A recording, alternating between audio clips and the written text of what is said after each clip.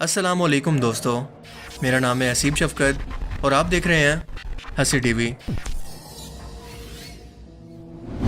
Zaman is cute tonight, am I right? Well, obviously you can't see his face. Well, because you just can't. Just trust me on this. Netflix की हालिया film के अंदर कैसे इमाम मेहदी अलैहिस्सलाम की तौहीन की गई है। कुर्बे क़यामत के करीब तीसरी आलमी जंग से पहले इमाम मेहदी अलैहिस्सलाम का ज़हूर क़यामत की बहुत बड़ी निशानी है, जिसका जिक्र मुसलसल अहादीस मुबारका के अंदर इतनी मरतबा हो चुका है कि इसका इनकार मुमकिन नहीं। जिस तरह से यहूदी, क्रिश्चियन और मुनाफिकीन एक सरदार यानी झूठे मसीहा दज्जाल की क़यादत के अंदर इकट्ठे होंगे, बिल्कुल इसी तरह से अल्लाह ताला एक सिपा सलार इमाम मेहदी मुसलमानों की क़यादत के लिए भेजेगा, जिनकी मदद के लिए ईसा अलैहिस्सलाम आसमान से ज़मीन पर तशरीफ़ लाएंगे और दज्जाल को लुद के मकाम पर कत्ल करेंगे।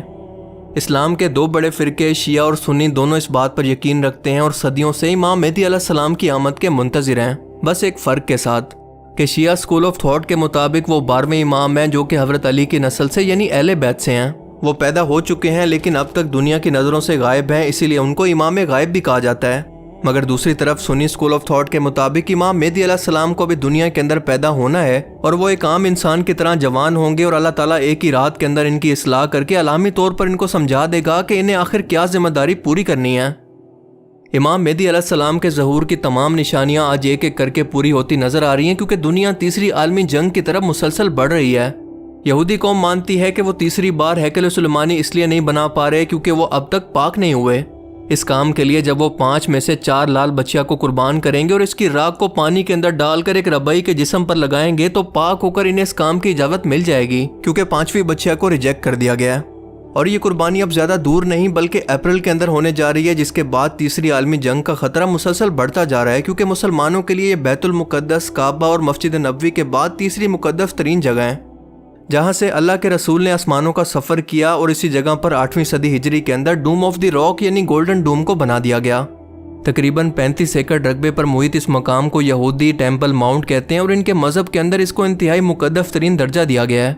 इनके मुताबिक डूम ऑफ द रॉक के नीचे मौजूद ये पत्थर दरअसल इस कायनात का मरकज़ है और इसी जगह पर आदम अलैहिस्सलाम को तख्लीक किया गया। बैतुल मुक़द्दस अंबिया का मस्कन है, क्योंकि यहाँ पर कई पैगम्बरों ने इबादत की और हज़रत इब्राहीम अलैहिस्सलाम को जब नमरूद की आग से निजात पाकर अल्लाह ने इस फ़लस्तीन की सरजमीन की तरफ भेजा तो वह मुस्तकिल इसी जगह पर रहते रहे। अल्लाह ताला ने कौम लूत पर अजाब को नाजिल किया तो हज़रत लूत अलैहिस्सलाम को इसी तरफ निजात अता फरमाई। हज़रत दाऊद अलैहिस्सलाम ने इसी सरजमीन पर रिहाइश रखी तो हज़रत सुलेमान अलैहिस्सलाम भी इसी मुल्क के अंदर बैठकर सारी दुनिया पर हुकूमत किया करते। हज़रत ज़करिया का मेहराब भी इसी शहर के अंदर है और हज़रत मूसा अलैहिस्सलाम ने इसी मुल्क के बारे में अपने साथियों से कहा था कि इस मुक़द्दस शहर के अंदर दाखिल हो जाओ। इस शहर में कई मौजात हो चुके हैं। मिसाल के तौर पर कंवारी बीबी हज़रत मरियम से हज़रत ईसा अलैहिस्सलाम की पैदाइश हुई। फ़लस्तीन के इसी शहर यरूशलेम से हज़रत ईसा अलैहिस्सलाम को जिंदा आसमानों पर उठा लिया गया और क़यामत के रोज़ वो इसी जगह पर वापस आएंगे और इसी शहर के मकाम बाबे लुद पर दज्जाल को कत्ल करेंगे।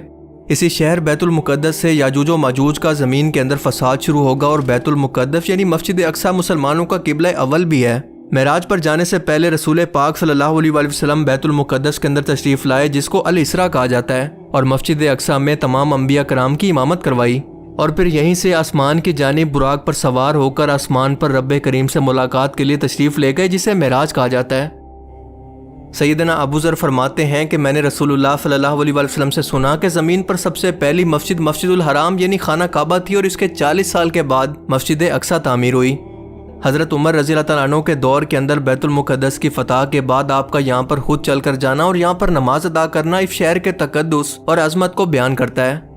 कुरान करीम नाजिल हुआ तो इसका नाम मस्जिद अक्सा रख दिया गया और यहाँ पर पढ़ी जाने वाली हर नमाज का सवाब 500 गुना ज़्यादा है। याद रहे कि यहूदी सिर्फ हज़रत ईसा अलैहिस्सलाम और हज़रत याकूब अलैहिस्सलाम को मानते हैं और ईसाई सिर्फ हज़रत ईसा अलैहिस्सलाम पर ईमान लाते हैं, लेकिन मुसलमान हज़रत मूसा अलैहिस्सलाम, हज़रत याकूब और हज़रत ईसा समेत तमाम अंबिया कराम और इन पर नाजिल होने वाली मुक़द्दस किताबों पर ईमान रखते हैं। यहूदी कौम के मुताबिक तौरात के अंदर ये लिखा है कि जैसे हज़रत सुलेमान अलैहिस्सलाम की हुकूमत पूरी दुनिया पर कायम की गई थी, बिल्कुल इसी तरह से अल्लाह ताला बदअमालियों की वजह से तुम्हें दरबदर करने के बाद वही आलीशान हुकूमत तुम्हें फिर से अता करेगा और वो बादशाह यानी तुम्हारा मसीहा, जो कि अल्लाह ने अपने वादे के मुताबिक हज़रत ईसा अलैहिस्सलाम की सूरत इस कौम के अंदर भेज दिया, लेकिन इन लोगों ने इसे झूठा मसीहा कहकर इनके कत्ल के फतवे जारी कर दिए और अब की बार ये जिस मसीहा का इंतज़ार कर रहे हैं वो दरअसल कोई और मसीहा नहीं बल्कि दज्जाल है। اب اسی لیے یہ قوم خود کو گناہوں سے پاک کر کے دوبارہ سے ان 4 لال بچیاں کی قربانی پیش کر کے اللہ تعالیٰ کو یا پھر الوہیم کو خوش کرنا چاہتی ہے، تاکہ وہ ان سے راضی ہو کر ایک بار پھر سے انہیں بیت المقدس میں داخل ہو کر تیسری مرتبہ ہیکل سلیمانی کی تعمیر کی اجازت دے دے۔ امام مہدی علیہ السلام کیونکہ مسلمانوں کے لشکر کو لیڈ کریں گے، لہٰذا یہودی ان کی آمد سے بے خبر نہیں ہیں۔ اب یہ لوگ کیونکہ ذہن سازی کے اندر مہارت رکھتے ہیں اور TV media, film industry, music industry پر ان کا کنٹرول ہے، اور یہ کئی دہائیوں سے مسلمان نوجوانوں کی ذہن سازی کے اندر مصروف تھے۔ مثال کے طور پر ڈون فلم کی مثال لے لیں جو کہ 2021 کے اندر ریلیز ہوئی۔ اس میں ایک نوجوان شخص کو ولن بنا کر دکھایا گیا ہے جو کہ دنیاوی اقتدار اور دولت کا بھوک ہے، اور اس کا نام ہے مہدی یا سیویئر،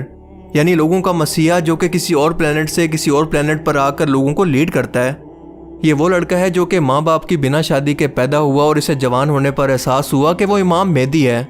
اسے الہامی طور پر خیال آتے ہیں کہ آگے مستقبل میں کیا ہونے والا ہے، بالکل ایسے ہی جیسے امام مہدی علیہ السلام کی اللہ تعالیٰ الہامی طور پر مدد فرمائے گا۔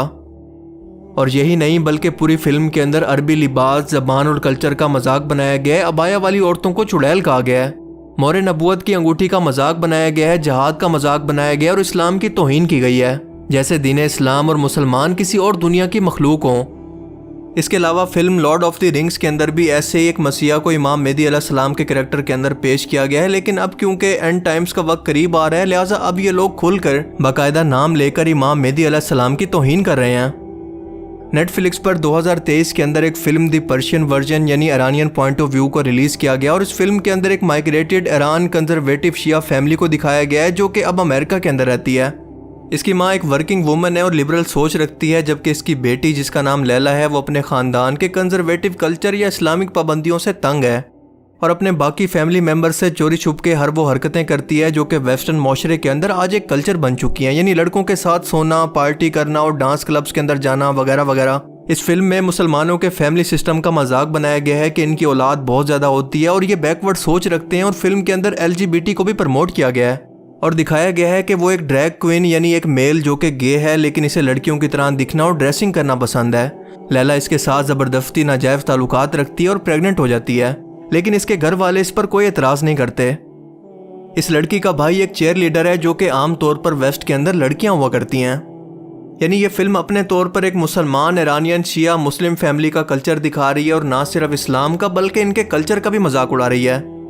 امریکہ کیونکہ اسرائیل کی وجہ سے ایران کا دشمن ہے، لہٰذا خاص طور پر فلم کے اندر یہاں پر شیعہ فیملی اور ایرانین فیملی کو ٹارگٹ کیا گیا ہے کہ لوگوں کا نظریہ ان کے بارے میں بدل جائے، کیونکہ ظاہر ہے کہ جو شخص حقیقت کو جانتا ہوگا وہی ان کے جھوٹ کو پکڑ سکے گا، لیکن جو شخص حقیقت کو نہیں جانتا بلکہ میڈیا کے ذریعے ان چیزوں کو سیکھتا ہے، وہ کسی بھی مذہب اور کلچر کی پرسیپشن صرف ان فلمز کو دیکھ کر بنا لیتا ہے۔